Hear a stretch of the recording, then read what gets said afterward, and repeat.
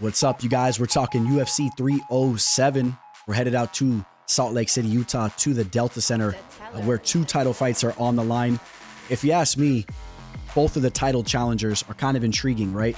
Khalil Rountree Jr. completely skips over Magomed Ankalaev, in my opinion, has been the best light heavyweight fighter on planet Earth for some time. And unfortunately, he hasn't been able to really solidify that. You have to think that the UFC has some kind of beef with him or something. You can't really say that he's a boring Dagestani type of grappler, and maybe that's why they're shying away from him fighting for the belt, because he's quite a fight finisher, right? I mean, you take a look at his resume. He's a dangerous fighter. That's a fight that we eventually have to see. We need to see Alex Pereira versus Magomed Ankalaev. Hopefully, Khalil Rountree doesn't go out there and spoil the party, because I'll tell you what, guys, I think that he's a lot more live than he's getting credit for. All right, when you take a look at the betting line and some of the stuff I've been seeing online, people are kind of sleeping on the fact that styles make fights, and Khalil Rountree is a very dangerous fighter, and it only takes one shot to land on that big chin of Pereira's for everything to be shaken up in this division, okay? Then you take a look at the co-main event where we got Juliana Pena coming off over a 2-year layoff, coming off a loss as well, and she gets an instant title shot at Raquel Pennington. It's kind of an intriguing matchup there, but you understand it a little bit more in that case, because the women's bantamweight division is just so shallow, and there's not a lot of matchups to be made there. Now, pretty soon, there are going to be some fighters that are going to be ready for that title shot, and we'll be talking about one of those fighters here in a little bit, in Kayla Harrison. And after the performance Norma Dumont just had at the UFC Sphere event, you know that she's creeping up on an eventual title shot too. But besides those two women, it's very scarce out there. This is a card that is very stacked, in my opinion. I like it. I don't know. You guys, let me know your thoughts. Comment below. Let me know your thoughts. But you got the return of the king and Jose Aldo, man. I got so much respect for Jose Aldo, as you guys know. He dabbled with retirement, just had a return fight against Jonathan Martinez, was able to get the W there. Now he's facing a fighter in Mario Bautista that's very similar to Jonathan Martinez. So let's see if he could have repeat success in a similar type of matchup, and just kind of, pause the clock there. Pause old father time.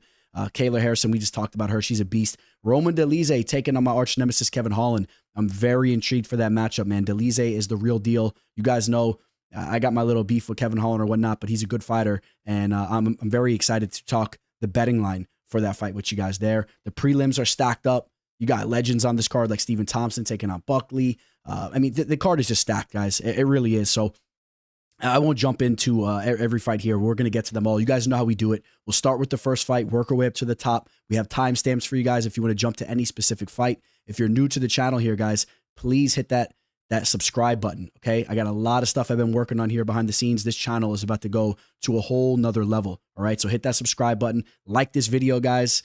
Go follow me on my social media. I'm on IG and Twitter. I'm always pumping out great content, and I'm going to be very active on there all fight week, okay? So I'm working on some very interesting content. You want to follow me over there, guys. And we most certainly will have some big-time action out for this card as far as official plays go. So if you want those official plays, reach out to me. I got my email scrolling below as well. Or while you're going to follow me on my social media, just shoot me a DM. I'll give you further details there.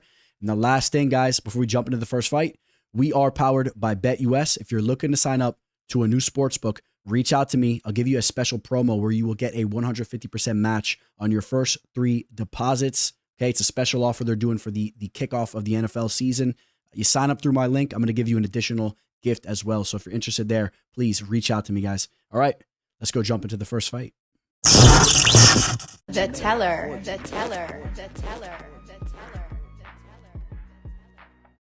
Kicking the card off, we have 2 OGs of the fight game. Tim, the Dirty Bird Means, taking on Court, the Crusher McGee. Now, Tim Means is 40 years old, but Court's right behind him at 39 years old. So kind of an even matchup in that sense. 2 old-timers going at it. As to be expected, with these fighters being so high up there in age, we've seen a rapid decline in their performances in the octagon. There's no question about that. Yes, Tim Means did sneak in a successful bout against Andre Fiallo, but Andre Fiallo is a fighter that's been getting knocked out by everybody. He's completely lost his chin. So, props to Mean for finding a knockout in that fight. But besides that, he's lost 4 of his last 5. He was just knocked out himself against Uros Medic, who, yes, we do have high regards for Uros Medic, but still was knocked out in the first round. That's a problem. When you're 40 years old and you take a knockout loss like that, there is a risk of you going out in your next fight and being knocked out again, even with just the slightest touch. Okay. Before those two fights, he got submitted by Alex Morono, who is a common opponent of Court McGee. Court McGee was able to go to decision with him. That was Court's last fight. The Max Griffin fight played out pretty close. That went to a split decision, and then he was subbed by Kevin Holland before that. Court McGee, I would say that Court McGee has looked a little worse. Now, I know he was able to go to a decision with Alex Morono. The real concern with Court McGee is the two bouts that were prior to the Alex Morono loss. Getting knocked out in the first round by an aged Matt Brown, the way that Matt Brown was able to shut his lights off, and the way that Jeremiah Wells was able to catch him with one of those wild hooks that he throws. You see that Court McGee is slowing down quite a bit. And Court McGee is a fighter that really thrives off hustling in the cage and really breaking his opponents with his pace and his clinch work and whatnot. And Tim Means is a fighter that's kind of underrated in that department. Tim Means is now coaching wrestling over on the high school scene. He's a fighter that has really dabbled into the wrestling side of things, right? He's a fighter that's kind of known for his striking skills, his boxing skills, but he's a fighter that has really fell in love with the sport of wrestling, and he works good in the clinch. And I think that we could see Court McGee struggle a little bit having success with that avenue. Means is a sly striker. He'll mix in the elbows along with some nice rangy boxing. I do favor him in that department. The numbers do point towards his side. He's landing 5.08 strikes per minute throughout his UFC career, while McGee is at 4.6. Both fighters absorbing almost the same exact number. Court's 3.62 compared to Means' 3.64. So we do have a slight lean as far as the numbers go towards Means. But besides that, just as far as the eye test goes, Means seems to have a little bit more left in the tank. So I will favor Tim Means to go out here and get the job done. I would not be surprised if he gets a knockout. I wouldn't be surprised if we see a finish one way or another. Both these fighters are up there in age. They have durability issues, but I think it's more likely that we see Tim Means land a nice slick strike that puts McGee out. It could be something similar to what we saw in the Matt Brown fight, an aged fighter landing on him and putting him out. Okay, so that is not out of the realm whatsoever. Even if it goes to the judges' scorecards, I'm not willing to back McGee, having enough success to even get the job done there, because he's a fighter that just makes it ugly. He works in the clinch and whatnot, and that just doesn't favor the judges' scoring criteria these days. Means would be the fighter landing more impactful shots, throwing nice elbows in the clinch, working his boxing when they break off, and he probably snags those rounds up anyway. One thing you could say McGee has going for himself is that he is from Utah. He's fighting out of Utah and whatnot, so maybe he has the crowd behind him. But even then, this is the first fight of the night, and I don't know how the Utah fans are. I don't know if they really get behind their fighters that much. I don't believe that would be too big of a factor in this fight. So I do like Tim Means. Now, I will say this, and I'm going to be very clear. When we get to these betting lines, I'm going to be very clear with where I stand. So some of you guys that are newer to betting on MMA or betting on sports in general, I want to really explain what we're talking about here, because this fight is very similar to a lot of fights on this card, okay? Where I have Tim Means winning this fight. I just talked about all the different factors and whatnot. But when it comes to the betting line, especially where he opened up as a minus 230 on BetUS, I do not see any type of value, and I would highly advise you to not bet on him at that line.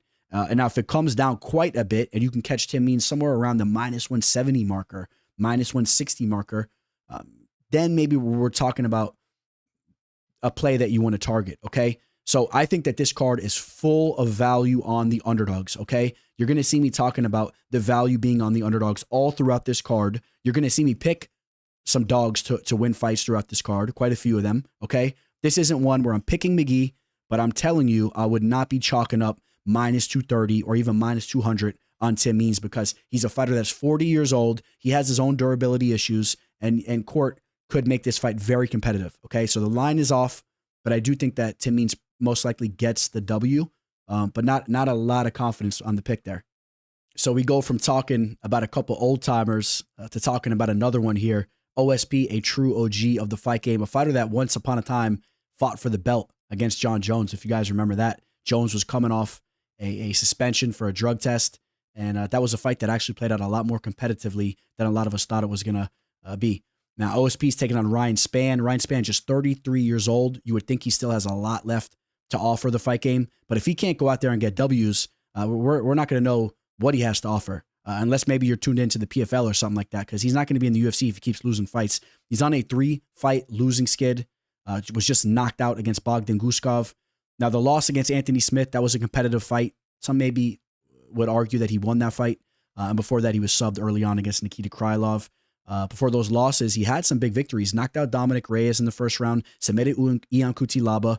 Kind of showcasing his well-rounded threat that he poses, right? He's a fighter that can sub you and can also knock you out. And he's actually quite dangerous early on in his fights, if you ask me. OSP is similar. He's a fighter that can hit you with the nasty counter hook, some type of check hook and whatnot. He could put you out with his hands, but he's also a fighter that if you get lazy and if you gas out, like we've seen Spann gas out, OSP is a fighter that can get on top of you and pull off some crafty chokes. Maybe not so much recently, but back in the day, he was pulling off all types of wild chokes. I mean, the Von Flue choke eventually was turned into the OSP choke for a reason. He just kept pulling that off. And don't be surprised if you see a gassed out Spann down in the mat. Don't be surprised if you see OSP pull off something crafty like that. He has that type of ability. Now he's coming off a victory over Kennedy and Shekowu, who Kennedy was a huge favorite in that fight. I mean, everyone was really expecting that to be the last time we saw OSP in the cage. I mean, with him getting so much up there in age, losing fights, I mean, you're starting to think that was going to be the end of the road for him there. And he pauses the clock. And if he goes out there and gets another W, that would be really interesting to see who they throw OSP in there with next. But how about the knockout that he had over Alonzo Menafield? That was back in 2020. Just talking about those times where he goes in there and pulls off upsets, where he kind of rises to the occasion. He does have that type of ability. He's a very game fighter. Now you take a look at the numbers. Very similar numbers here. Ryan Spann landing 3.25 strikes per minute compared to OSP's 3.03. Kind of both on the lower mark, but this is the light heavyweight division, so those numbers are what they are. Ryan Spann being landed on a little bit more at 3.89 compared to OSP's 3.32. But the main thing here, the most crucial aspect of this fight, in my opinion, is going to be how does Ryan Spann look if this fight goes to the later rounds. If he starts to just get completely sloppy and gas out, I do think that a fighter like OSP can capitalize and pull off the W, maybe even getting a finish. But even if he doesn't find that finish, he can start to outpoint Ryan Spann, just landing some critical shots in there and just snagging up rounds, snagging up the later rounds. So I worry about backing a fighter like Ryan Spann because he's typically a first round boom or bust type of fighter. Now we take a look at the betting line. Check this out. OSP opened up as a plus 240 underdog. He's now a plus 215. At one point in time, he did touch as high as a plus 250. I mean, so he's been, he's even touched as high as a plus 260. I mean, he's been a real underdog going into this fight. And remember, this was a fight that was supposed to take place a bit ago. All right. So we've had plenty of time to analyze where we want this line, but OSP is still settling in as quite the dog, although action's starting to come in on him now. He's a plus 215. That line's coming down. I believe that line should have been coming down. Okay. I don't think that OSP should be as much of a dog as he's been. This is a fight that can play out in a multitude of ways, and I would not want to be backing a fighter like Ryan Spann up in the minus 300s or as a minus 350. I think that that's crazy. He's an unreliable fighter. Don't forget, this fight is taking place over in Utah, so you got to wonder if Ryan Spann's cardio even has more issues as this fight goes to the later rounds. Again, he's had up and down performances with his cardio, but if he has one of those similar performances where his legs are just shaking and he blows his load in the first round, that may even be highlighted more so, being that the fight's taking place in Utah. So take note of that as well. The value is on the underdog, and guess what? I'll pick the underdog to win this fight. I'm going to say OSP wins this fight, and I wouldn't be surprised if he finds a finish. But even if it goes to the judges' scorecards, I could easily see him winning the fight there. But I'll say, maybe we see a vintage performance from the old OSP, and he gets a finish in this fight in the second or third round. Okay, and I almost don't even want to put my finger on whether it's a sub or a KO, because I really think it could be either one. He could hurt Spann and get on top of him, like I said, and I would love to see the vintage OSP choke, the Von Flue choke. Oh boy, I would love to see that. But I will say OSP gets the job done as a major underdog, as a big time underdog. We got a rematch here. These two women initially fought way back in 2014 as they came off that Ultimate Fighter season, which was for the inaugural championship of the women's strawweight division there. Carla Esparza ended up becoming the inaugural champion of this division. Now, excuse the fact that she has the belt on here, but Carla Esparza did get the better of Tecia the first time they fought. She had success with her wrestling. Now, back when they initially fought, it was a much different fight than what it is today. Back then, both fighters were a little bit more one-dimensional, right? Esparza really used her wrestling to have success in the cage. I believe her boxing skills have developed over the years. Tecia Torres came into the sport of MMA as a fighter that had that Taekwondo background. And even today, I mean, she's a good striker, right? But her takedown defense has sharpened up a lot. She's not a bad grappler. She just had a very competitive fight with Tabatha Ricci. That fight went to a split decision. Okay, that took place not long ago at all. So she's recently been in there. While on the other hand, Carla Esparza is coming off a long layoff. Now, before the Ricci fight for Torres, she was coming off a little bit of a layoff as well. I was there for that fight against Mackenzie Dern. I thought she won that fight, okay? I truly thought she won that fight, and I was cage side for that fight.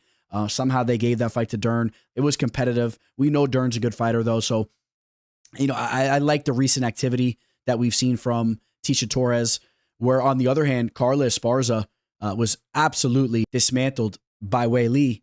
Now, Wei Li is the cream of the crop, and she probably goes out there and does the same thing to Tecia Torres, but still, it wasn't a good look the way she was put in that crucifix and just dominated and kind of her own game, right, in the grappling as well. So wasn't a good look for Esparza. Before that, she won the belt at one of the most lackluster title fights we've ever seen against Rose Namajunas, where neither fighter threw any strikes, so you don't really give her credit for that win either. But, I mean, she is a fighter that's had her share of big-time victories, really, when you dive into them, man. A victory over Yan Xiaonan. She knocked her out in the second round. Decision victory over Marina Rodriguez. A Michelle Waterson that had a little bit more left to give to the game back then. Alexa Grasso victory. A Verna Gendiroba victory. In fact, when you take a look at her losses, they're all respectable losses for the most part. Tatiana Suarez, Claudia Gadelha. We talked about the Wei Li loss. Randa Marcos, that fight was the one that kind of stands out, where Randa was never that high level, but that was a close fight too. And Randa was an underrated tough fighter back in the day. Other than that, the Joanna Jędrzejczyk loss, where she lost the belt. And I mean, she's gone in there and has really had a successful career throughout the years. I wonder where she's at mentally coming off the layoff. I believe she just had a child as well. And I believe the same could be said for Tecia Torres, right? I believe she had a child not too long ago as well. You also have to note Tecia Torres, I believe, married to Raquel Pennington. So Raquel Pennington in the co-main event slot, both of them training for this fight together. I think that's a good thing. I like the fact that Tecia was just in there more recently, and I feel that Tecia Torres is going to be able to stuff the takedowns from Esparza, stifle that type of attack. And I like Tecia Torres to get the better of the striking. I think that she's just a more diverse striker. She's more active on the feet. We've seen her post a 4.78 strike landed per minute mark, while Esparza a very low 2.16. As highlighted in that championship victory she just had against Rose Namajunas. And she's had some performances where she's very gun shy. And I think that Tecia will be the fighter that puts off a little bit more activity on the feet and should win a decision there. Now, Tecia is a fighter that she ends up falling short a little bit in some of those bigger fights. It's just something that goes on with her, where she just slightly loses those big fights. Hopefully that's not the case for her here. I say she gets a decision victory. I'm leaning that way. Now, when it comes to the betting line, okay, she opened up as a minus 146 on BetUS. That was a much more accurate line. If you wanted to be on Torres, you wanted to get in on her earlier, okay? Even around the minus 160 mark, you could say maybe that was more of an accurate or a line that there was some value on it. Now, it's creeping up there. It was at minus 175, 180. Now it's back to minus 170. I think you're pushing it. I really do. You have to understand that Esparza is a dog, okay? Maybe she sneaks in some wrestling, sneaks in some takedowns, that could help her if it goes to the judges' scorecards. We talked about her boxing developing as well. This is a fight that could definitely play out closely. Both fighters are up there in age. It's not like Ticia's the much younger fighter. They're in their mid-30s. And if Esparza is very motivated for this fight, she can go out there and be the dominant fighter, right? She already has a W over Tecia Torres. She might have that mental edge. The value, in my opinion, is on Esparza when you're talking about the fact that right now you can get her right around plus 140 to plus 150. I mean, I think that's where the value is, okay, when it comes to the betting line, okay? But this time, I'm not going to pick Esparza to win this fight. I'm going to say Tecia Torres wins a decision. That's kind of what I see happening most likely, but I wouldn't be chalking up anything where the line is. I wouldn't be chalking that up, in my opinion. That's something you stay away from. So this should be a fun one. Taking place in the middleweight division, you have Ihor Potieria taking on César Almeida. It makes perfect sense that they throw Almeida on this card. He's a fighter that's kind of known for having a victory over Alex Pereira over in the kickboxing world. Also had a couple losses against him too. But a fighter that is kind of followed in the path of Pereira too. Right now he's training with Alex and Glover.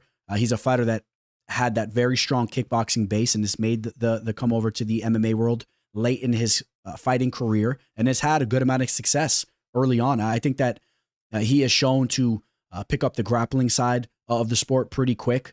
I know he's coming off a loss against Roman Kopylov, but that fight was pretty competitive. Before that, stuffed everything that Dylan Bucka had coming his way as far as the takedown attempts and all that, and eventually got that second round knockout. That was an official play of ours. We were narrowed in on that, caught him at dog odds. Had a beautiful performance on Dana White's Contender Series against a young prospect in Lucas Fernando. And in that fight, again, it wasn't just the kickboxing. He shows he knows what he's doing down on the mat, and I expect that aspect of his game only to sharpen up more and more, even though he's up there in age, though. He's 36 years old, but he came in to the MMA game later on. So Ihor Potieria is a fighter that he's had some real up and down performances, and I'll say this much. I think some people are a little bit too down on him. All right, I know that he's gone out there and he's been brutally finished, right? He's coming off a submission loss against Michel Pereira, one of the top fighters in the division, man. That's what I'll say about Michel Pereira. I mean, this fighter has really succeeded and excelled so much more than I think any of us thought he ever would have when he first came into the UFC. So that sub was what it was, but you don't like the fact that he was subbed so quickly. Wasn't a good look for him. But before that, had an outstanding performance against Robert Brychek. The Rodolfo Bellato fight, yes, he was knocked out in that fight, but what a war. And I think that he showed a lot in that fight. He showed to have some serious heart, and he showed that he was dangerous too, man. All right, he can really push the pace on you with his volume if you get caught up in that type of fight.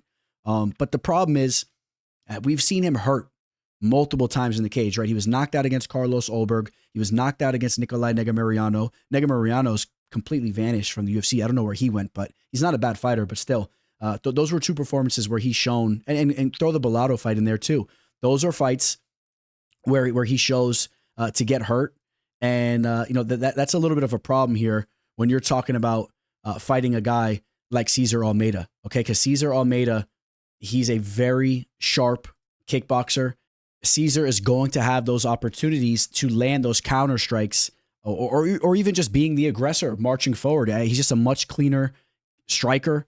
And I could easily see him landing a big shot on Potieria and getting Potieria out of there. Now, we'll see what kind of will Potieria has in this fight. Maybe he can kind of push through some of that damage and try to make this a war. Maybe he could try to mix in some wrestling and get on top of Almeida. But like I said, man, Almeida's been picking up the grappling side of things pretty well. I think Almeida could probably work back up to his feet and eventually have that success on the feet once again as the fight progresses. So I do believe that Almeida is going to land a devastating shot eventually in this fight. I expect this fight to have a real high pace to it, okay? So I think that there's going to be plenty of opportunities for Almeida to really shake things up, okay? And I'm going to say that Almeida gets a knockout in this fight. I'm going to say that Almeida gets the knockout. Going over to the betting line, this one had me scratching my head a little bit. I will say that. So maybe I sounded a little overly confident as I'm giving you that method of victory, because I want to say this line should not be almost at a minus 400. I don't think that César Almeida is a 4-1 favorite over Potieria here. I don't believe that. Okay. He opened up as a minus 325. I thought that we may see this line trend more towards like César Almeida being a minus 280, which is still a high line. Okay. He's coming off that loss against Roman Kopylov. Ihor Potieria is a scrappy dude, and he may be able to mix things up and make this a very competitive fight. I think that he's really shown some stuff, and I think that the value is on Ihor Potieria, who right now, you take a look at this line on BetUS, he is a plus 285. I think the value is clearly on the underdog. Okay. So if you're betting this fight, guys, I'm spelling it out for you. If you were to bet this fight, I think you're pushing it a little bit if you're throwing César Almeida in a parlay at 4-1 odds, because you're not getting much on the return, and do not be surprised if this fight plays out very closely. All right. This may be one of those fights where you want to slick your mullet back like old Dog the Bounty Hunter, and you probably want to target the dog here. Okay. And I'm going to give you guys a little sneak peek of something that I'm probably going to be doing for this fight. If you're following me on IG, I think I'm going to do something fun. Besides my official plays, which will be to the side. Okay. I think I'm going to throw $1,000 on every single underdog on this card. And we'll see how we end up at the end of the night. And I'm willing to say you're definitely in the green. If you threw 1,000 or whatever your bankroll is, threw 100 on every underdog throughout this entire card, I'm willing to bet you'll be in the green because the dogs will be barking here eventually, right? But throughout 12 fights, there's going to be some dogs that are going to be barking. And when you're talking about getting almost 3-1 odds, you only need to hit one or, one there, a little bit here and there. Okay, so value is on Potieria. But I feel the most likely scenario will be that Almeida will sharpshoot him with some of his kickboxing skills.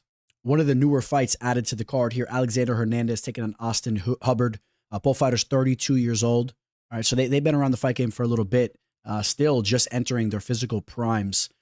Alex Hernandez, we could talk about him here for a second. This is a fighter that never lived up to the hype that he gathered after coming into the UFC, taking a short notice fight against Beneil Dariush and getting that 42-second knockout. All right, that was a big time victory, and it's crazy that he followed that victory up with a decision victory over OAM, Olivier Aubin-Mercier, who's a very good fighter, ended up going over to the PFL, winning millions. I think he just announced that he's coming out of retirement. I do believe probably will go over there and make another $1 million over in the PFL. But then Donald Cerrone humbled him. If you guys remember that, he was talking a lot of crap at the press conference. Cerrone humbled him. And from there, I think it really went downhill. The Francisco Trinaldo fight was in his hometown over there in Texas, and he clearly lost that fight, if you ask me. That fight, go run the numbers back on that fight. In fact, I'm going to pull them up for you right now. Check this out. Hernandez landed 25 strikes throughout that entire fight, 25 out of 91. That's even more than I feel like I remember. But it was 25 strikes to 25. But it was Trinaldo landing the more impactful strikes. The point I'm making here is if you guys run the tape back in that fight, actually, don't even do it. Just take my word for it. There was absolutely zero activity in that fight, but it was Trinaldo that had the moments where he kind of went in and tried to bring the fight. And I thought that he clearly won that fight. The crowd was going for Hernandez, and Hernandez got a dub there. He then gets knocked out by Dober. He gets his own finish over Chris Grutzmacher, who should have never really been in the UFC. Loses to Moises, gets a knockout over Mike Breeden, another lower-level victory. He started to get these lower-level victories later on in his career. Nothing but respect to Jim Miller, but Miller way up there in age. We'll still credit that as a solid dub. Miller still had a lot of success late in his career, but definitely was getting up there in age. And that victory is surrounded by 4 L's. And the worst of them all was probably the last one, if you ask me. The way that he got drowned against Damon Jackson, the way his cardio has kind of given up on him at times. Now, this fight is in the lightweight division, so maybe there's a little bit more in his gas tank, which could be crucial for him because he has flaked out in his fights. And Austin Hubbard is a fighter that has pretty good cardio. I think he trains over in Colorado, and I think that he's a fighter that he's been trained there for a long time, and I think that he's a fighter who has the better cardio. He's a pretty game fighter.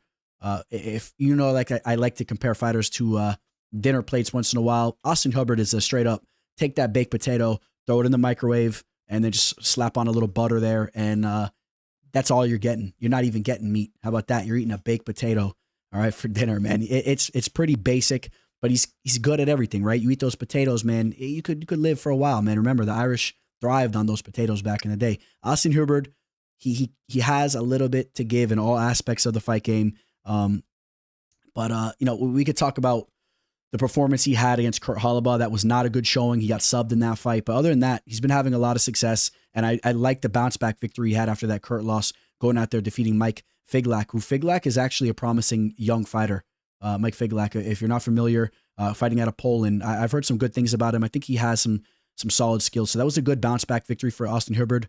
And I think that I'm going to side with Austin here. I think that Austin should look better the longer the fight goes on. And I'm just not willing to bank on an Alexander Hernandez who constantly goes out there and drops fights that he's supposed to win. And this seems like the perfect example of that, right? This is a fight he probably should win if he could mix up the striking and if he's fresh and maybe he's a little bit more of a dynamic striker and he has wrestling ability and all that. But Austin Hubbard can make this a competitive fight and probably just sneak it out. All right. So give me Austin to get the job done. Now, this fight was a new fight, or it is a new fight. So the betting lines are just starting to open up, and Hernandez is right around a 2-1 favorite. And I'm not in agreement with that betting line. I think it should be much closer. I'm picking the dog to win the fight. Again, this is another dog pick coming your way in Austin Hubbard. It's a close fight, but value definitely on the dog, and still, I lean towards Hubbard regardless. So I'll say that he wins a decision. I wouldn't be surprised if we see Hernandez all bloodied up once again. He gets bloodied up often in his fights, and the fight actually may play out to be quite entertaining. Marina Rodriguez taking on Iasmin Lucindo.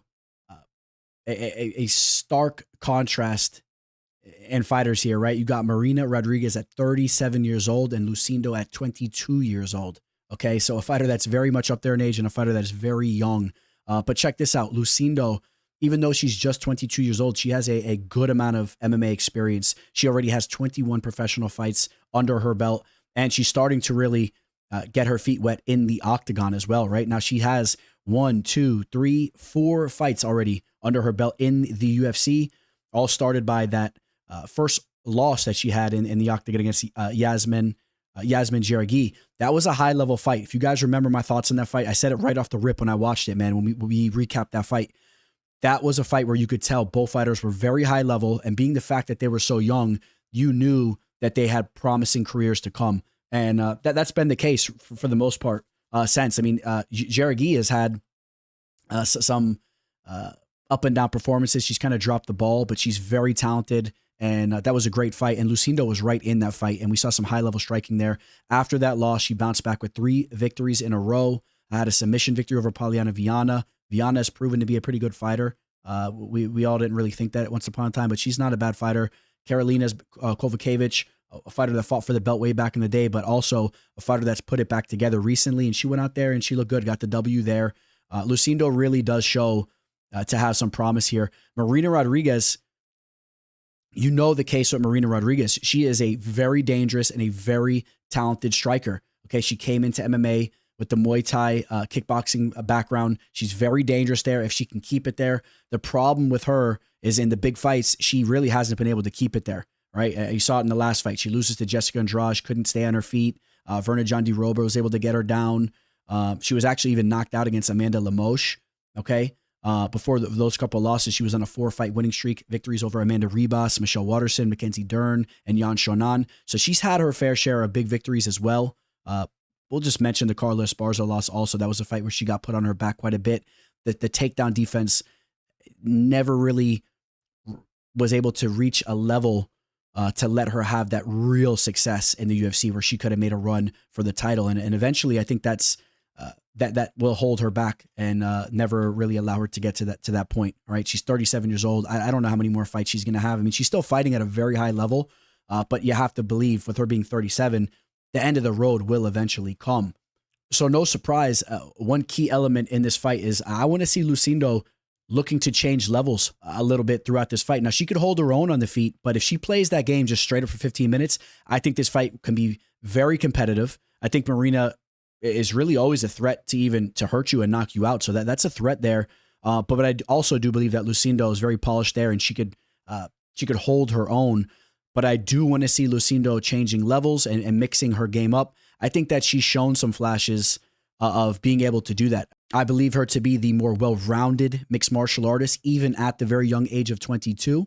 And I'm going to favor her getting the job done based on that fact. I think that she's just a more complete fighter, and I just don't have faith in Marina Rodriguez to just be able to keep a fight standing. And all the big fights, she just kind of lets down in that aspect, man. She'll fall on her butt. She'll trip over her feet. It seems like she's rocking shoes with her shoelaces untied in there at times. So I wouldn't be surprised if we see Lucindo have success in that aspect. And with Lucindo just being 22 years old, she's physically going to mature right in front of her eyes, and she's already a high-level fighter, so she may really look good out there. I like Lucindo.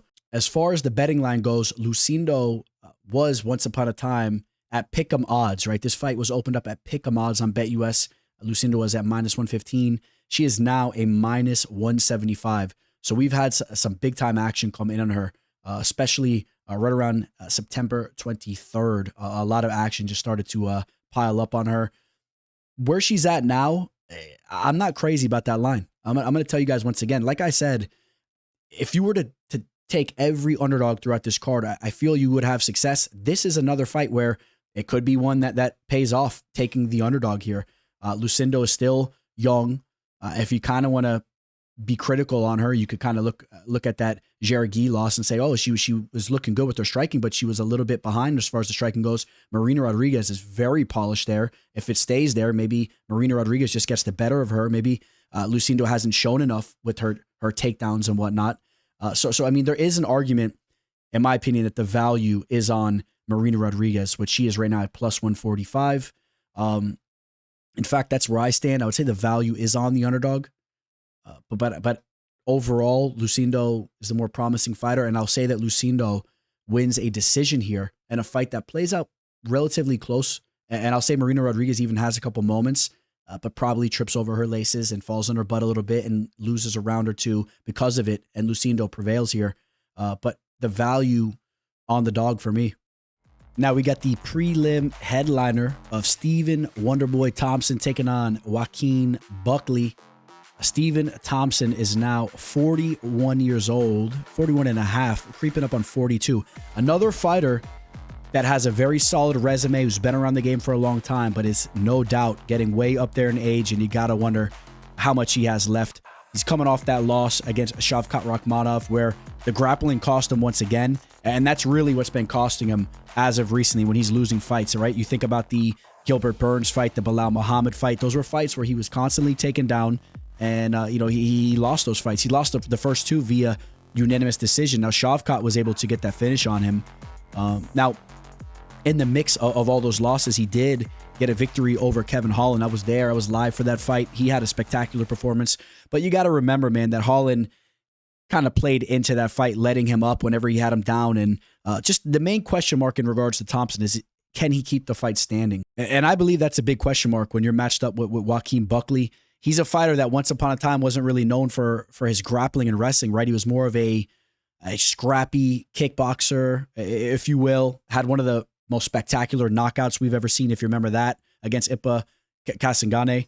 And now he's going out there and he is having success with the wrestling, man. He's taking dudes down and he's mixing things up. He's coming off a victory over Nursultan Ruzaboyev, had a victory over Vicente Luque. Now that was a weird one. Luque definitely looked to be out of it before the bell even rung, but still was on top of him, beating him down. Had a victory over Alex Morono before that, and then Andre Fiallo, where he had the knockout over him, dating back to his last loss, which was a knockout loss against Chris Curtis, which was up in the middleweight division. But since coming down to the welterweight division, he's been looking really good. And the last year and a half, he is 4-0 down here.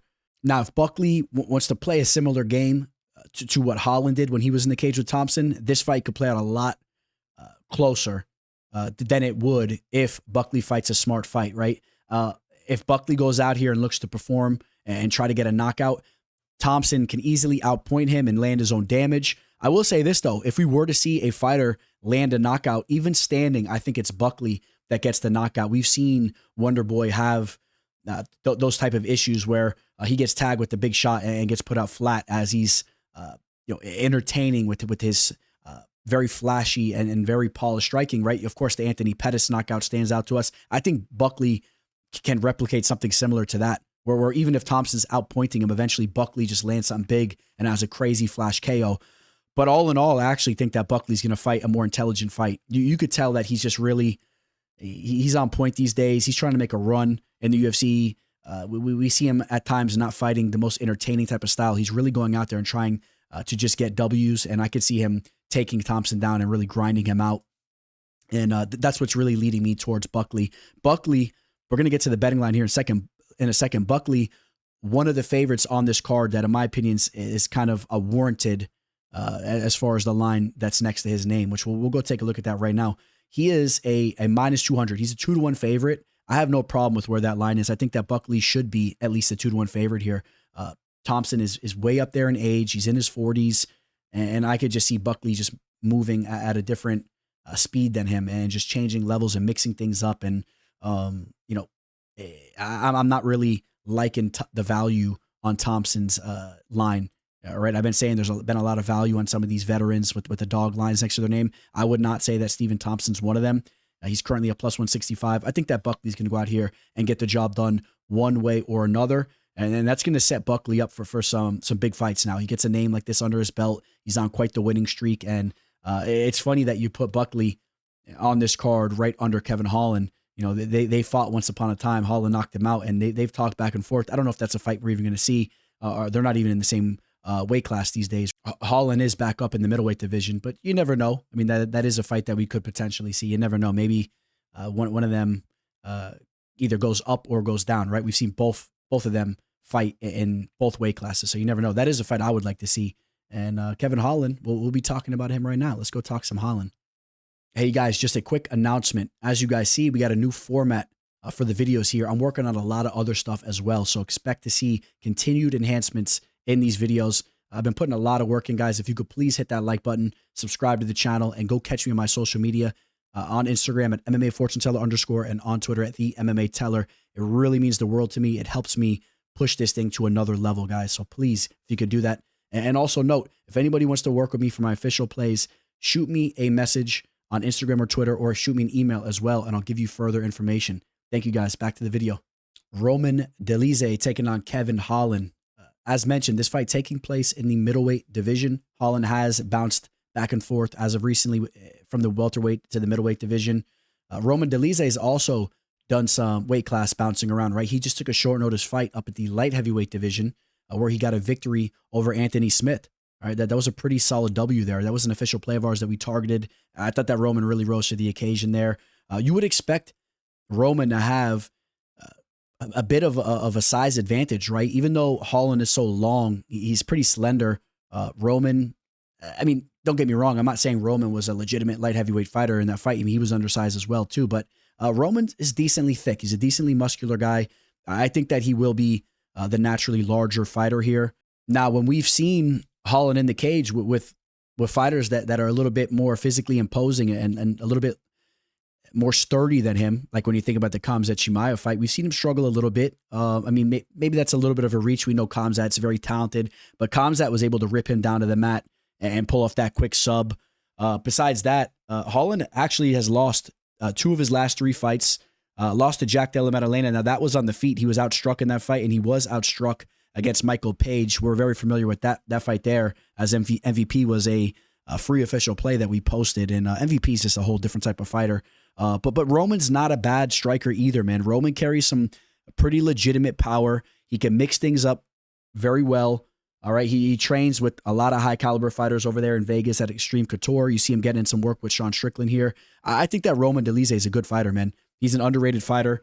Yes, he's lost 2 of his last 3 fights as well, but take note. I mean, he lost a decision to Nasruddin Imavov, who's on fire. That was a 5-round fight, and he had flashes in that fight, but Imavov is the real deal, as we just saw again. I've been a believer in Imavov for a while. He's the real deal. So don't put him under the fire that much. I really feel that Imavov would absolutely handle Holland. Before that, he lost to Vettori. That was a fight that a lot of people thought he won. He landed the more damaging strikes. I thought Vettori won with his volume, but still, that was a competitive fight. And before that, knocks out Jack Hermanson, who's a solid outing. He's a solid fighter there. Knocked out Phil Hawes, knocked out Kyle Dawkins. That's when he was on that streak, just starching dudes left and right, showcasing that power that he has. It's not out of the realm. He lands a big shot and hurts Holland in this fight. Of course, Holland could also hurt him. Holland's dangerous there as well. But Roman is the more well-rounded fighter here, in my opinion. You mix up the entire recipe, and I like Roman Dolidze. And I know a lot of you guys are probably going to feel that I'm just being biased with my pick here, because at times I can be against Holland. You guys know we had that little beef. If you guys are familiar from back in the day, there was a little thing that went on, and it was all in good fun. But I'm telling you guys right now, you guys could take a look at me right in my face. I am not giving you a biased pick here. If I was just a fan of Holland's and I had no issues from the past, those little back and forths we had, I would definitely be on Roman Dolidze to win this fight. There's just more avenues to victory here, mixing in the grappling, just being a little bit of the more stout and more physically imposing fighter here. I think that he'll be stronger if they clinch it up and whatnot. Kevin Holland is shown to make low fight IQ decisions in the cage at times. Now, he's dangerous too. Don't get it twisted. Holland is a dangerous fighter, but Roman Dolidze is a fighter that's never been knocked out. He's never been subbed. Okay, so if Holland wants to use those long limbs to try to snatch something up or try to land one of those nice extended type of strikes, I mean, Roman Dolidze is sturdy, and I don't see Holland getting him out of there, and I think that Dolidze is just going to be a step above here. I think Dolidze is starting to get some momentum behind him. Let's go take a look at the betting line. Roman Dolidze opened up on BetUS as a plus 115. He did touch as high as a plus 150, and it's back down to plus 125. He is the underdog. This is another fight where not only do I feel that the underdog is live, I like the underdog here. I think that Roman Dolidze wins this fight. I obviously feel that the value is on him at plus odds, and I say that genuinely. I'm not steering you guys the wrong way based on a biased pick. We'll see how the fight plays out. I think that you should be on the Roman Dolidze side. Comment below, because I know Kevin Holland has a lot of supporters. Even some of you guys that tune into my show, knowing the past beef and whatnot. I remember for a while I was getting harassed in my comment section. I found it funny, but I want to know where you guys stand. Who do you guys have winning that fight? In the women's bantamweight division, we have Kayla Harrison taking on Ketlen Vieira. Kayla Harrison coming off a phenomenal UFC debut performance where she absolutely mauled Holly Holm. Okay, now we brushed up on this in the intro. This division is very shallow. There's a reason why the championship bout that we're going to be talking about in a little bit was made. There's just not a lot of options, but make no mistake, the next option will be Kayla Harrison. Okay, this fight is on a huge event. She's on the main card for a reason. She goes out here, she gets a W. She definitely gets a title shot next. There's no question about that. She's 34 years old. She doesn't have an extreme amount of time left in the game, you would assume. I mean, this girl is just different, though. Remember now, she fought in the featherweight division over in the PFL, right? So she's cutting down to the bantamweight division, and she's kind of struggled with that in the past, but there was no struggles in her UFC debut. She was very professional, looked to be in phenomenal shape. She performed. You take a look at some of the work she did over in the PFL. Her lone loss was a 5-round decision loss to Larissa Pacheco. Now, she lost that via unanimous decision. It's interesting, though. She had a unanimous decision victory over her back in 2019, I believe. Okay. Listen, we could talk about her resume. Some of them are lower level victories. I mean, for the most part, fighting over in the PFL, there wasn't an extreme amount of options in the bucket for the PFL to match her up with. But make no mistake, okay? She's the real deal. That performance against Holly Holm was not just a fluke. And I expect her to take all that momentum from her last fight and bring it right into this matchup here. I expect her to pick up right where she left off. I think she's probably going to dominate this fight down on the mat.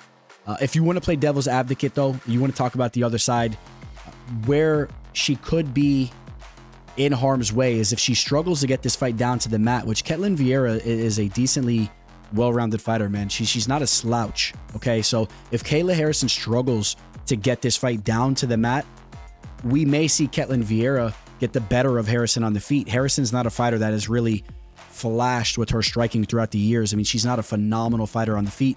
Really, it's her judo skills, her ground and pound.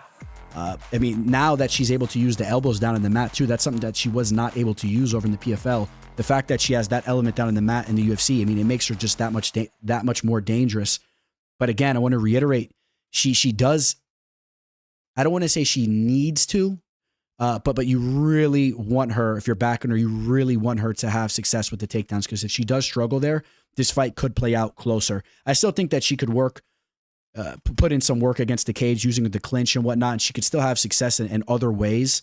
But you want to see her get this fight down to the mat and just see her pick right back up from that last fight against Holly Holm and just go out there and just demolish Ketlen Vieira down in the mat. Now, Ketlen Vieira, she's a fighter. You take a look at her 3 losses. She was knocked out, and just one of them, the other 2 were decision. The only knockout loss that she had was against Irene Aldana. Okay, that was back in 2019. The other 2 losses that came as of recently, she lost a split decision to the champ and Raquel Pennington, and she lost to Yana Santos. Which Yana Santos, I'm not extremely high on her. I mean, that kind of shows you the level that she's on. A lot of her victories are lower level victories as of recently. An old Misha Tate, a split decision against Holly Holm, to kind of give you some MMA math to show you a common opponent and how they performed against her. And then her recent victory in her last fight was against Pannie Kianzad, and Kianzad's not all that. So take a look at the betting line now. Kayla Harrison opened up as a minus 650 on BetUS back on September 18th. Okay, as I'm filming this, October 1st, she is now a minus 1,200. She's a huge favorite.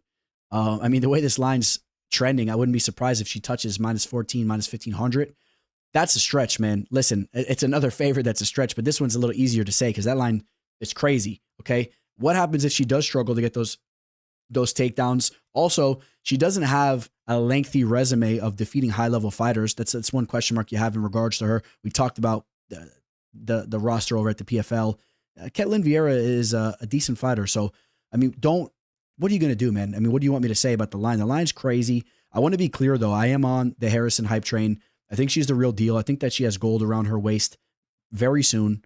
No one's going to be able to handle her in this division. She takes out Raquel Pennington. She takes out Norma Dumont eventually, whenever that fight will happen. She will. I think she's going to use her grappling to have success in the cage. She also defeats the Venezuelan Vixen, we'll be talking about here in a second too, Juliana Pena. She defeats any of the girls at the top of this division. So there's really nothing for her here, but the line is crazy. So what do you want to do with that? Maybe it's a fight we talk about in the prop edition video, which you guys know we'll have for this card. Maybe her getting a TKO finish, something like that. But even where those lines are going to be, they're steep anyway. So this is a fight that you sit back and you really just enjoy it. For all of you guys that are fans of women's mixed martial arts, which I know is not all of you. The king of Rio, Jose Aldo, he's taking on Mario Bautista here in the bantamweight division. Of course, if you will, I mean, the elephant in the room or whatnot, the big topic when it comes to Jose Aldo is that he's up there in age. He temporarily retired from the sport, although it wasn't like he completely left the combat sports world, right? Because he went over and started having these boxing matches, right? Boxed with Esteban Espindola, Jeremy Stevens, and Emmanuel Zambrano. So he was still, if you will, he was still actively competing in the combat world, right? You got to give him some credit for that. It wasn't like he just went and put his feet up on the couch, okay? And since he's already returned back to the sport of MMA and has a victory over Jonathan Martinez. Okay, that was a huge victory for him. Jonathan Martinez was a surging fighter in the division. He has a lot of similarities to a Mario Bautista. Okay, so there's a kind of a similar narrative going into this spot here. Can Jose Aldo once again, hold back Father Time and get a victory over a younger, talented fighter? And one other thing I want to note too, take a look at the losses that he had towards the end of his first stint in his career before he retired. The losses were all against high-level fighters. The champion, Merab Dvalishvili, he got knocked out by Piotr Yan, former champ. The Marlon Moraes loss, I thought he won that fight. The vast majority of fight fans, almost all of us, thought he won that fight. And that was when he was first coming down to the bantamweight division. So he's really looked good in the bantamweight division. He's gone out there and he's defeated notable names like Marlon, Chito Vera, Pedro Munoz, Rob Font. Okay, I mean, he's proven himself in this division. All right, also had a knockout victory over Jeremy Stevens, a knockout over Renato Moicano. Those were in the featherweight division right before losing to Alexander Volkanovski. Again, noting the losses are coming by way of high-level fighters. Alexander Volkanovski, Max Holloway, Conor McGregor. Okay, these are high-level losses. So I still think that he has more to offer the fight game. I do. I think that he's still a dangerous fighter. A lot of these fighters that are going to get locked in the cage with them, like a Mario Bautista, I think that the aura of a Jose Aldo just it kind of intimidates them, man. And it's not even just that the whole stigma of a Jose Aldo and just all the achievements that he's had in the cage intimidates them. It's also, dude, he's a serious athlete. Even at 38 years old, man, don't forget the way that this guy moved in the octagon. Okay, this is a true athlete. He is extremely fast, and even though he's going to lose a little bit of that quick twitchness to him because he's getting up there in age, even a 38-year-old version of Aldo is still a lot quicker than younger guys in this division because he's just a superior fighter, man. This guy is cut from a different cloth, okay? So you have to understand that.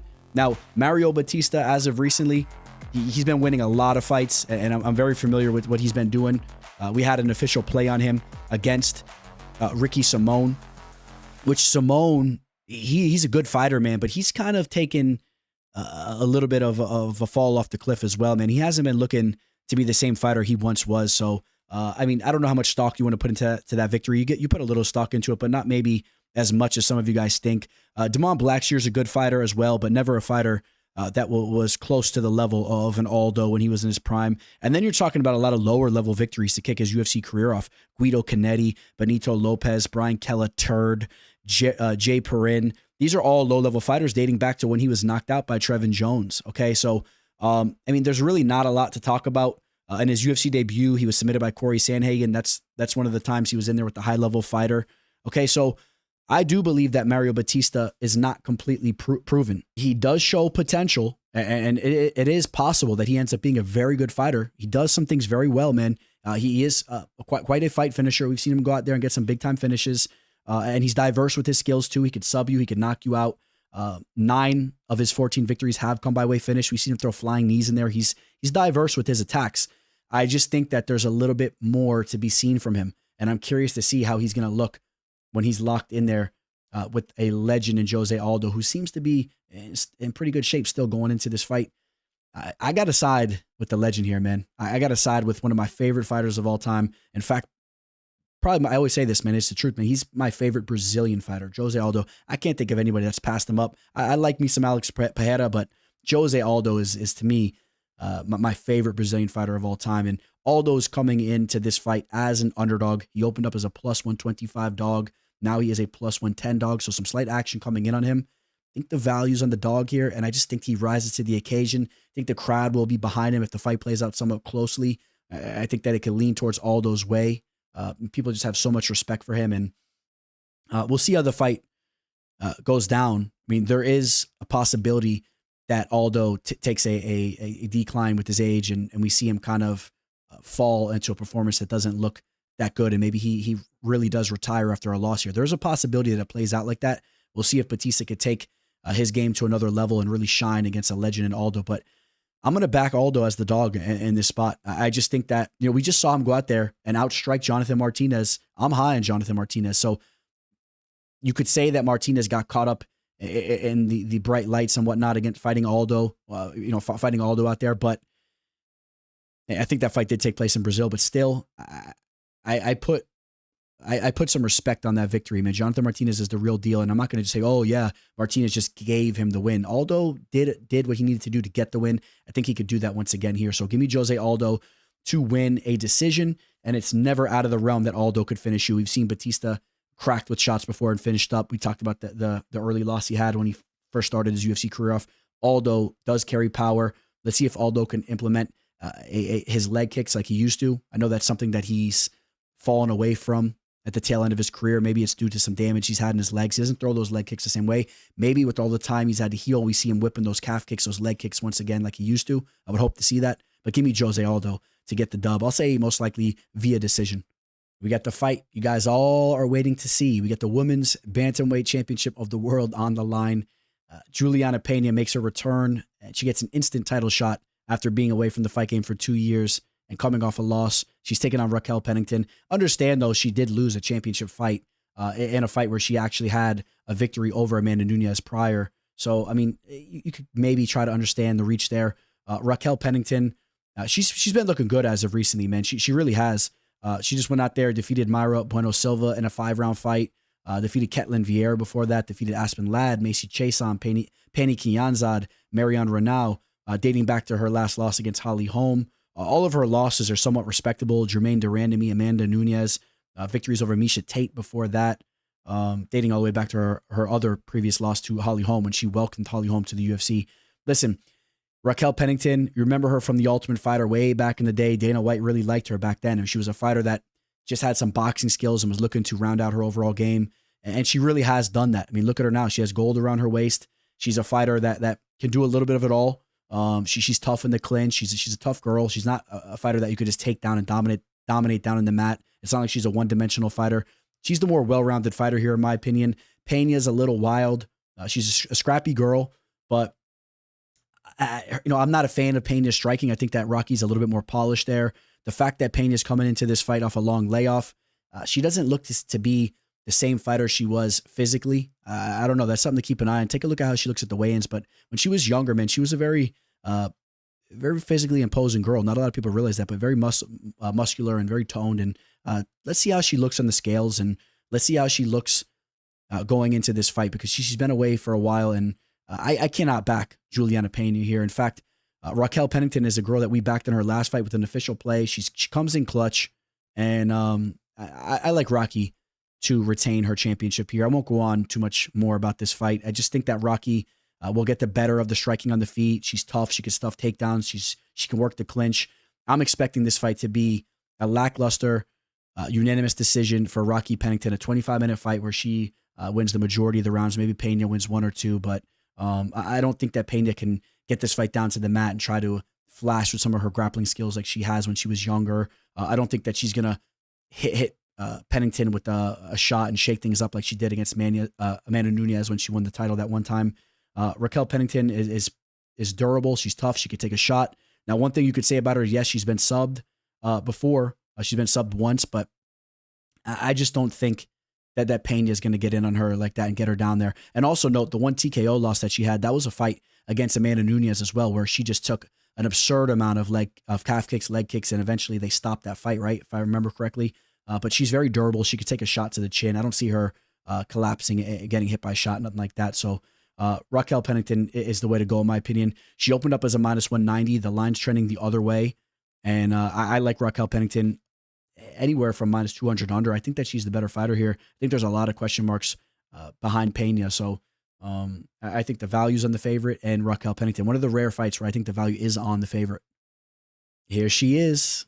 Isn't she a beauty? You know, in the intro, I did give the UFC a little slack for this matchup. Of course, Magomed Ankalaev is the fighter that should be fighting Alex Pereira here. But this still is a dope matchup. This is a fight that is very exciting. We're very likely to see some real action take place. We're real likely to see something stellar happen in the cage, probably a big knockout. Okay. And of course, it's mostly due to Alex Pereira being in the cage. But because first, let me just preface by saying he is, without a doubt, one of the faces of the sport, one of the faces of the UFC. But Khalil Rountree is also a dynamic, exciting fighter, right? Specifically with his striking, man. He's gone out there and he's had some crazy performances. He's went out there and has bullied dudes, dating all the way back to 2016 with that crazy, crazy victory over Mo Doris. If you guys don't remember that fight, go pull it up. It was a different type of fight. It wasn't your typical fight. It really looked like a schoolyard scrap. It was like Rountree was just on a whole nother level. He was bullying Doris in there, just whipping him up. Eventually, he was throwing these kicks on his midsection while he was laying on the mat. He was like throwing these nasty body kicks to a fighter that was laying on the floor. You know, you don't typically see that. And he just absolutely brutalized him, got that finish there. He's had his hiccups throughout the early years for sure. Ended up getting subbed after that on The Ultimate Fighter. A couple wins and losses, 2 losses to Andrew Sanchez and Tyson Pedro. But he started to put things together. And his real coming out party for me was when he went out there and knocked out Gokhan Saki in the first round, which if you're not familiar with Saki was a very decorated kickboxer who was coming into the UFC, coming into the sport of MMA. He was looking to do what Alex Pereira eventually did, right? He was supposed to be a fighter that had this high-level kickboxing. He was going to come into MMA and just knock dudes out left and right. And Rountree showed that it's a different sport. When the gloves are small and you have to worry about takedowns, it's a completely different sport. And we saw that showcased that day and got a nasty first-round knockout.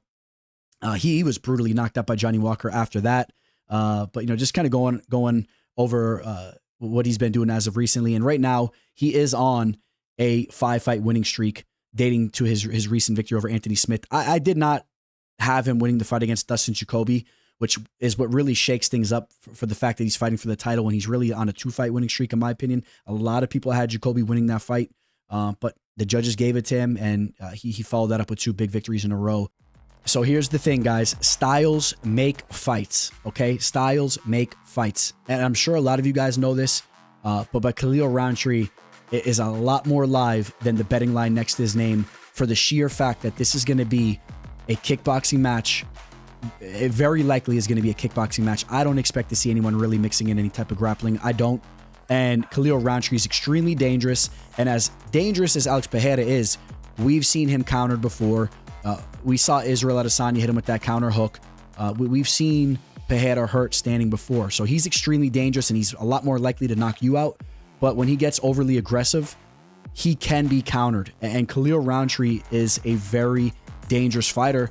And I think that there is a realistic possibility that Khalil Rountree is going to get a knockout in this fight. I want to be on record saying that right now. I think there's a very likely scenario that Khalil Rountree becomes the light heavyweight champion of the world and he counters Alex Pereira. Pereira has his hands down low at times. And I just think that there's a possibility that happens. I want to be on record saying that. I think that it's so possible to happen that I've been on the fence with who I'm going to pick to win this fight. All right, guys? I'm going to settle in with the pick here in a second, but I've been back and forth with who I am going to pick to win this fight, just to kind of give you an idea of where I'm at. The difference for me, though, that has had me siding with Pereira here, Pereira is getting up there in age. He came over to the MMA world later in his career. Remember, even though he's up there in age at 37, he came into the MMA world later in his career, and I think that he's really starting to get his feet wet right now. You see it in his recent performances. He's just getting so comfortable in there. He's setting traps for the opposition. I mean, what he just did to Jiri Prochazka was beautiful, and that started at the end of the first round. I mean, you see him setting up these big strikes. I mean, what he did to Jamal Hill, just the way he stepped on his foot and he's using these tactics in the cage, it's really beautiful to watch. And I think that that's the difference here. Although Khalil Rountree is going to be a legitimate threat, I think the difference is that Pereira is starting to see things in slow motion and he's setting these traps. And I think that he's going to work the calf kicks very heavily, and he's just going to be a step ahead of Rountree. So I think that Rountree has to hit Pereira with a counter strike and get a flash KO. And well, on the other hand, Pereira can easily do that to him as well. But if it goes to the judges' scorecards, Pereira is going to be a step ahead. And that does side me to pick Pereira to win this fight. Now to the betting line, I think you guys know where I'm going with this. It's been a similar narrative of a lot of fights in this card, but there's no doubt this is how I feel about this fight. Alex Pereira should not be a minus 550 favorite over Khalil Rountree because styles make fights, and Rountree's very dangerous. It's not a shock to me that this line's starting to come down. Now, Alex Pereira is a minus 460. This line probably is going to go down to the minus 300s. I think a lot of people are going to be kind of on and agreeing to what I'm saying as far as Rountree being dangerous, and for the fact that these two fighters are going to be slinging heavy leather towards each other, heavy shins towards each other, and either man could potentially be knocked out. Okay, Khalil Rountree moves very well, is very high-level Muay Thai, and this is a fight that is closer than the line is reflecting. I get it. Pereira's been putting in some serious work. He's been having these phenomenal victories. He's getting up there in age. He's kind of a risk taker at times with his hands down low, and he may fish for that big knockout and get caught with something. I just don't see the value on the betting line next to Alex Pereira's name. I do believe that the betting value is on Khalil Rountree. He's a plus 335 underdog right now, open up as a plus 375. I was very close to picking Khalil Rountree to win this fight.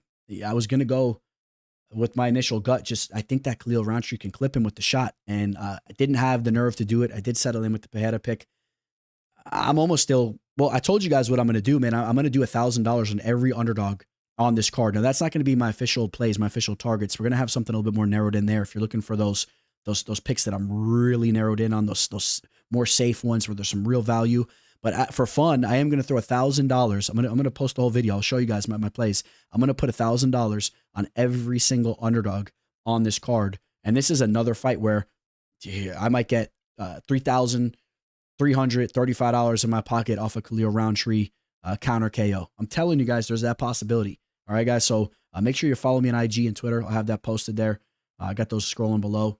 And but I am on Alex Pereira to win a fight. I want Alex Pereira to win this fight. I'm not really the biggest Khalil Rountree fan, if I'm being honest with you guys. He's a little bit of a different kind of guy. There's nothing wrong with that. If you're like that, he's a little bit more of a sensitive, different kind of guy than I am.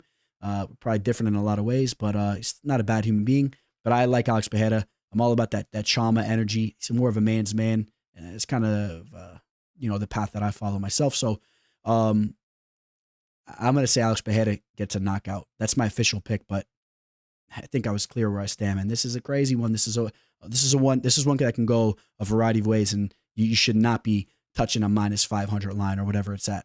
All right, guys, that's going to wrap this one up. I appreciate you guys for hanging with me throughout this entire video. As you guys can see, we're working some things out here. We're doing a new style of video. So I'm sorry if this one was a little rocky at times, but I promise these will go a lot more smoothly as we do these videos, and you could actually expect these videos to even be enhanced more and more. I'm working on a couple things, and I can't wait for you guys to see how far I push this thing. But I appreciate you guys more than you know. Please hit that like button. Please subscribe to the channel, and I got to hit you guys with some parting words, just because we have a new format, and we've been talking for a while. We're not going to leave you guys empty-handed with the closing thoughts. I'll give you guys some closing thoughts, man, for all you single guys out there, all right? For some of you younger guys that are out there, figuring things out. I'll tell you this, man. When it comes to having success with the ladies or finding whatever you're looking for, first things first, man, you gotta You got to raise your confidence up, and that starts with taking care of yourself in the right way. Make sure you guys are eating healthy, going to the gym. That's where it's all going to start, man. You're going to get your confidence from there. You take it step by step, and then your next step is you got to get out there. Okay, you got to get out there, and whatever way you got to do it, you got to do it. Nowadays, there's all different avenues. You could be doing it through an app. I know they got all these apps you can meet girls easily with, but don't leave it just to that. Go out to the bars, mingle, go talk.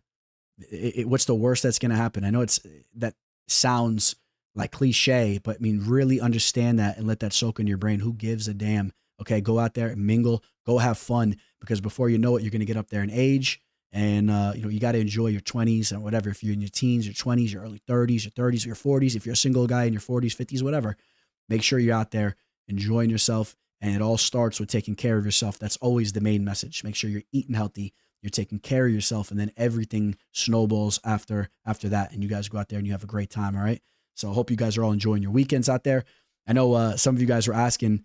Someone said in the comment section, they were hoping I was okay after my Dana White's Contender Series video, because I was a little bogged down in the mic. But, I filmed that late Sunday night, and I had a great weekend, guys. So I am great. I had a great weekend, and I still made sure I got on the mic that night. I probably should have waited till Monday, but I wanted to hurry up and get that video out to you guys. And as I'm filming this, Dana White's Contender Series is taking place, and I think I picked all of the first 4 fights correctly. So we got one more left to pick correctly. I think I'll get that one right as well. So I appreciate you guys. If you want my official plays, reach out to me. Whatever else, man. If you have any comments about the channel, anything you guys can, any advice you can give me to help enhance this, go ahead, shoot me an email or DM me on Instagram or Twitter. You guys all have a great week. Signing out. Teller. The teller.